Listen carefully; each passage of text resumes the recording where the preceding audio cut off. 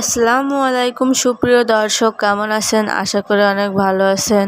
আজকে আপনাদের মালয়েশিয়ায় 2026 সালে কি সুবিধা আছে সেই তথ্যগুলো জানাবো। চলুন শুরু করা যাক। 2026 সালে মালয়েশিয়ায় কাজ করতে যেতে আগ্রহী অনেকেই প্রশ্ন থাকে, সেখানে কি সুযোগ সুবিধা, কেমন জীবনযাত্রা কেমন এবং বিদেশি কর্মীদের জন্য কি ধরনের সুবিধা রয়েছে। বাস্তবে মালয়েশিয়া দক্ষিণ পূর্ব এশিয়ার অন্যতম বড় শিল্পী উৎপাদন ভিত্তিক অর্থনীতি। দেশটিতে উপাদান শিল্পী, নির্মাণ, কৃষি, সেবা এবং বিদেশি কর্মীদের চাহিদা এখন রয়েছে।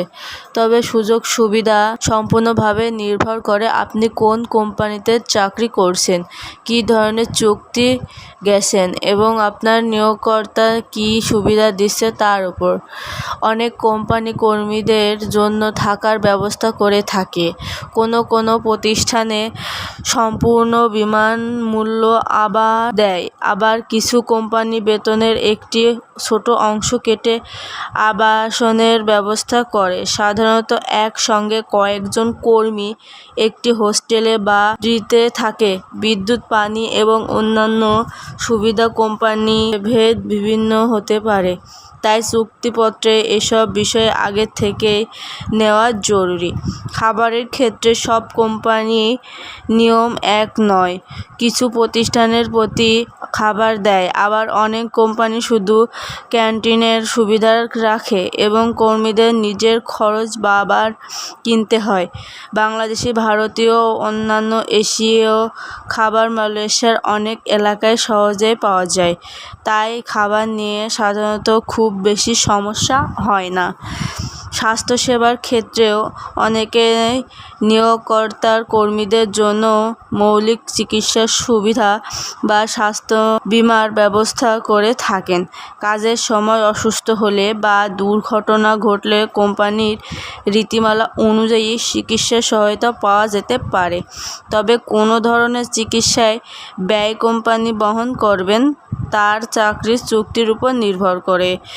মালয়েশিয়ার অধিকাংশ প্রতিষ্ঠানের নির্ধারিত কর্মঘণ্টার বাইরে কাজ করলে ওভারটাইমের সুযোগ থাকে, তাই অতিরিক্ত কাজের জন্য অতিরিক্ত পারিশ্রমিক দেওয়া হয়। ফলে অনেক কর্মীও মূলক বেতনের পাশাপাশি ওভারটাইম করলে মাসিক আয় বাড়াতে পারে। তবে অতিরিক্ত কাজ করার বাধ্যতামূলক কি না সেটি কোম্পানি নিয়ে হতে পারে।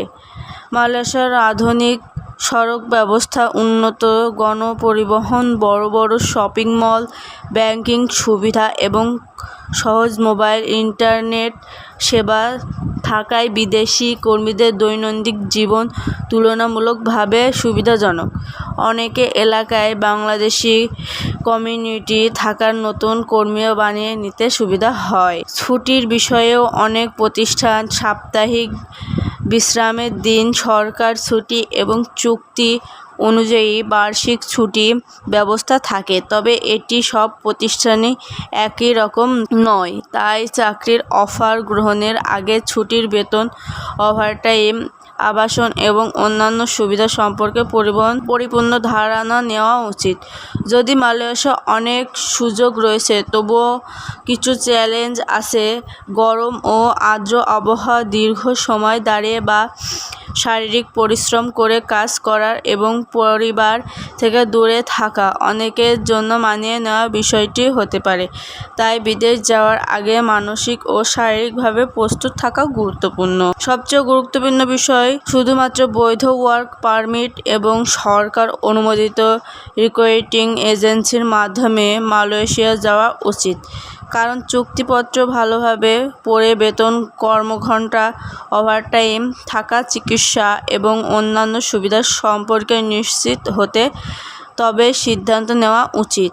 এতে প্রতারণার ঝুঁকি কম এবং বিদেশে গিয়ে তান্ত্রিক সমস্যার সম্ভাবনা অনেক কম থাকে।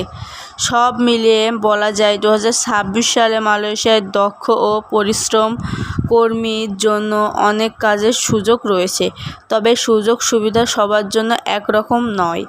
যে কোম্পানিতে চাকরি হবে এবং শর্তে চুক্তি করবেন সেই অনুযায়ী আপনার বেতন, কর্মপরিবেশ এবং অন্যান্য সুবিধা নির্ধারিত হবে। তাই সঠিক তথ্য যাচাই করতে এখনই পাশে থাকুন আমাদের চ্যানেলে। যদি পরবর্তী ভিডিও পেতে চান এখনই সাবস্ক্রাইব করে নাও আমাদের ইউটিউব চ্যানেল। ভালো থাকবেন, ধন্যবাদ।